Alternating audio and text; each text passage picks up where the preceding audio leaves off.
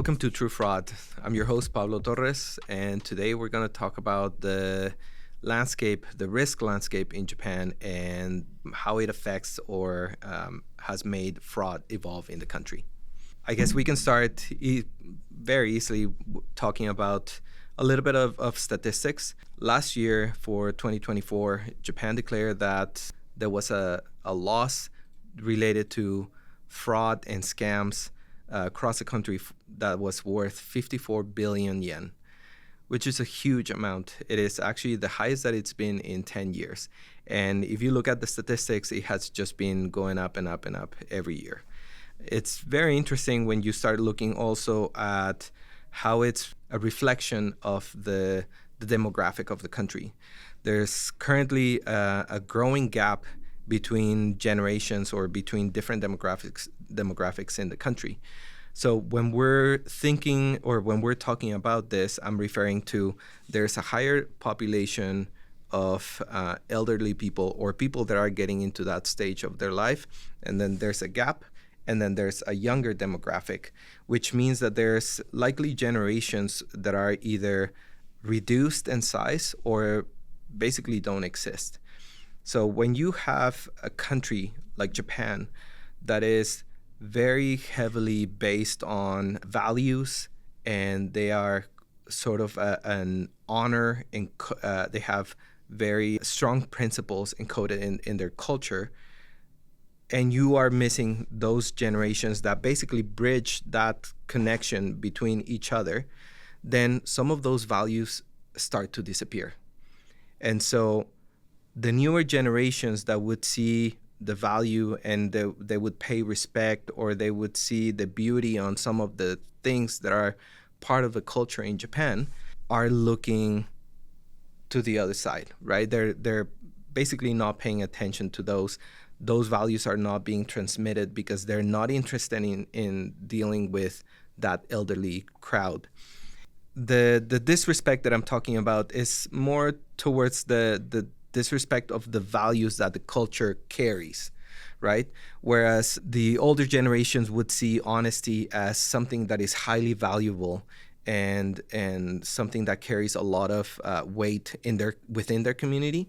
The younger generation is influenced by social media, and you know, there's this drive from the younger generations to absorb some of the North American culture, whereas, you know, like the older generations in Japan, they have a lot of pride in the culture and their country, right?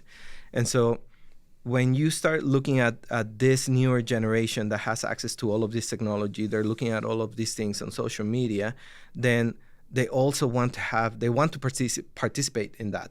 And they want to be able to drive the fancy cars, and they want to be able to wear the clothes, you know, and go to the restaurants and the places that are promoted, have that lifestyle that basically they consume on their screens every day.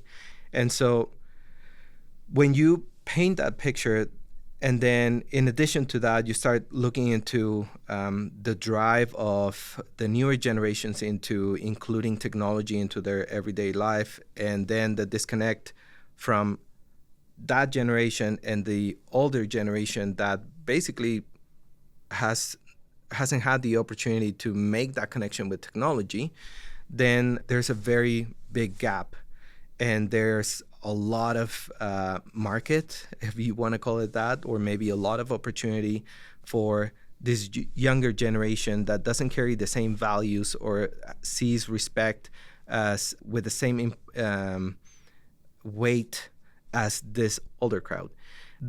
Because of this gap, then there is a much higher opportunity for the younger generations to abuse the older generations. There's a lot of people in Japan that, you know, like in every country, they're looking for a partner, they're looking for a companionship, and so the romance scams are growing rapidly. There's all sorts of scams right now actually happening across the country, and this is what's driving some of that 54 billion number, right? And so because of that, then there's newer groups that are moving into this new category or this new industry. And there's a lot of jobs, for example, that are being posted as legitimate jobs, but the way that they are phrased or the way that they are portrayed are basically jobs that are about stealing data or taking information or cloning cards, things like this. It's kind of like the integration of that first step of the cycle of the credit card fraud and just getting them into that market. A lot of them are not even aware that that's what's happening. They're just seeing like, this is a job and this is paying me probably better than a lot of other jobs. And it's not until later when they are being charged or if they are discovered that they see the issue with that. If you go through the articles that are being published around this, it's the majority of the people that we're talking about are kids like 16, 17, 18, 19. It's a very young crowd. They're very vulnerable. At the same time, I see that as being as a result of this code of honor, I guess, that the older generations go by, that there is a lot of trust in the culture. It's a culture that hasn't been, I guess, if you want to use the word poisoned, then it hasn't been influenced by too many negative aspects from anywhere else around the world, right? And so when things like this come across, people are more vulnerable to this type of scams, I guess, which is concerning. And this, as a result of it, has turned into the banks in Japan being required to turn on 3D Secure 2.0. And I believe, if I'm correct, most banks need to be compliant on it by March of this year. It is interesting because if you think about it, then there's kind of like a new step, a new introduction into a new step on your checkout flow in a market that when you have a younger generation, they're going to understand it really quick. But then you have this older generation that maybe is not as comfortable with technology, let's say, or with online payments. And there's a growing concern, of course, right? So when the majority of your population is post certain age, then that's going to be your main market. And so when you're implementing changes to your checkout flow and they are not going to be ready for it, then you can imagine that most merchants are going to say, well, do I really need to take this step? Do I really need to implement 3DS too? And right now, initially, I don't think that there's any sort of fine or any concerns in regards of what happens when merchants don't comply with it. That they're moving in that direction because of this growing gap or this growing bill of 54 billion yen in fraud. This new ruling of 3D Secure 2 affects both banks and businesses. So the businesses, when you're buying something online, you need to be able to handle that protocol, right? You need to be able to send that code or that one-time password to the buyer. But then also the bank needs to be able to handle that response from that challenge. And so it's kind of across the board in the ecosystem. I've been educating myself on this, just trying to understand what has been the reaction from a lot of these businesses. There's been a lot of attacks on existing businesses to the point where it is, I don't want to say funny, but it's also kind of concerning that there's a lot of things that are happening in that country that these businesses are just getting exposed to. One of the articles that I was reading was how there is this merchant and they suddenly had a spike in sales, and when they were looking at their Google Analytics, they couldn't really see more traffic. Like there wasn't a spike of traffic into their website. It was just a spike of transactions, which in the moment they thought, that's interesting. And then they just kept going. They shipped the orders and whatnot. And then the police called them because they were trying to get some answers for just one of the transactions. The owner of the business didn't think much of it because they never dealt with it, right? There would be one or two transactions here and there, no problem. It's not a significant loss. And then suddenly there's this disparity between the traffic that they're supposed to be dealing with and then the spike in transactions without even noticing or paying attention to the metrics, because that business, and like a lot of other businesses, and I'm not limiting this just to Japan, but across the world, there's a lot of businesses that don't see the value into having a fraud engine or some sort of fraud tool that would help them identify these anomalies, right? They're just seeing the spike in sales and they're thinking, hey, this is great. They're not able to tie it together to, hey, there's no more traffic in our website. How come we're seeing so many transactions? And the transactions were of low value. So likely what the people that were driving that spike in volume were verifying that the cards that they purchased in the dark web were still valid to be used elsewhere, right? Which happens a lot. I mean, Apple, I think a few years back, they were having issues with cards being issued to buy a single song that was 30 cents because that was the best way to verify that the card was still hadn't been reported lost or stolen. So when you're in a culture like this where everyone is, I don't want to say that everyone is very trusty and everything is good and dandy. But when you have you live in a culture where everyone is respectful and everyone is doing their best and behaving their best, and then you have this dark cloud of fraud kind of looming over the culture, then if you haven't been exposed to that, you don't know how to react. And I think that's what's happening a lot in Japan right now. If you think about it, when you're putting in perspective the implementation of 3D Secure 2.0 into a market like that, then I think there's been a little bit of a disregard, and this is my personal opinion. There's been a bit of a disregard as to how is that gonna impact the success rates for those merchants. Right? If you haven't educated the population properly on how to use a tool like that, then you're going to start seeing very negative results. And that's just going to affect the economy. I had the opportunity to go to Japan, I think it was, 3-4 years ago, right before the pandemic, actually.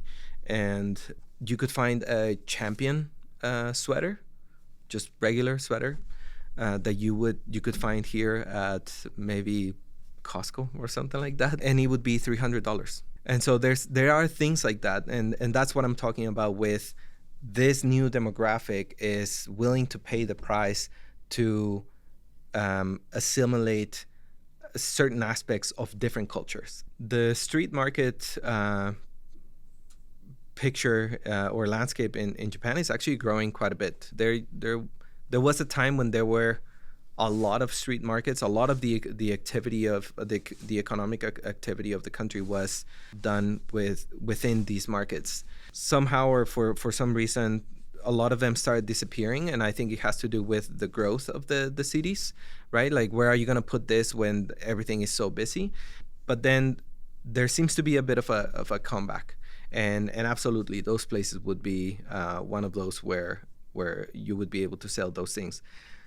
In addition to that, keep in mind that everyone has a phone in their hand, and there's online markets, right? Basically, another thing to note is that the Japanese economy is very much a cash economy, and so if you want to use credit cards, for example, it's normally for higher value transactions. Paying for hotels, paying for a nice dinner or like specific fashion items or things like that. Otherwise, if you're just walking down the street and you're buying something, a lot of places will actually not let you use credit card. There's a limit, right? Because there's fees associated to it.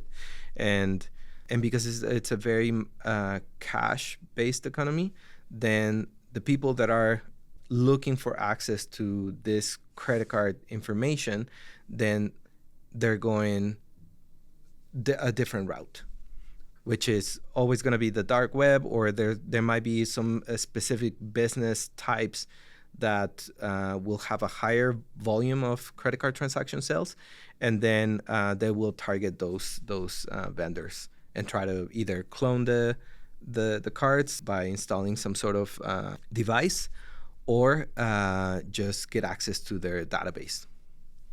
I mean, I think Japan is it's a very international country, if you want to call it that. There's a high traffic of tourists now there, and there's actually a lot of people that are moving there because it's becoming attractive, right?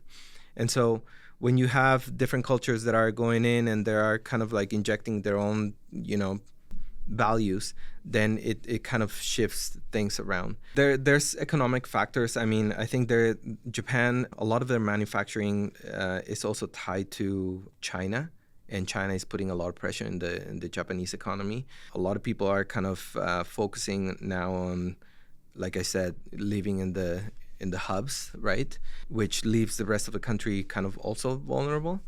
And then this concentration of people in these massive cities, then it also kind of lowers the supply of jobs that are available out there, right? So people are kind of starting to take what they can find. But then there's also the balance of that demographic, the working demographic is also disappearing. So it's kind of like a cat and mouse situation. But yes, the economy in Japan gets a lot of pressure from other countries and specific manufacturing countries. The 3D Secure 2 commentary is not targeted in a negative way or anything like that. This is just what's happening in the country. I think a lot of businesses would benefit from it. A lot of people, the market is moving in that direction regardless. Even then, the government is suggesting or inviting people to, especially business owners, to arm themselves with a good fraud engine, because 3D Secure 2.0 is not bulletproof, right? And so if businesses start educating themselves on how it works, what is the protocol, what's the data that's being handled during the request and the challenge that's presented to the buyer, then the seller will have a much better understanding on how they can protect themselves. In the end, the 3D Secure 2.0 name of the game is to be able to push the liability back to the issuer. And if people don't know how to use it and how to protect themselves for fraud, then that action, that measure that the government is trying to push is not going to be effective. Maybe the economy in Japan might not be what it was a few years ago. It is a market that hasn't been exploited. Being able to target a market like that, where there's an up-and-coming demographic that's interested in e-commerce, they want to wear the things, they want to go to the places, they want to drive the cars and have that lifestyle, I think it's indicative of to a certain degree of a growing economy, or at least a subsection of that economy that's growing, and that can be targeted. If you have a business, going into that market and understanding the growing concerns from the government on that regard, and then just going into it and targeting it, but being prepared for it, with understanding what are the challenges of 3DS2, for example, if you were required to implement it. It is a market that's available, and if you can go in and you have a fraud engine, or you have a company that's taking care of it, and you can ensure that your conversion rates and your success rates are great, then I think there's a huge opportunity.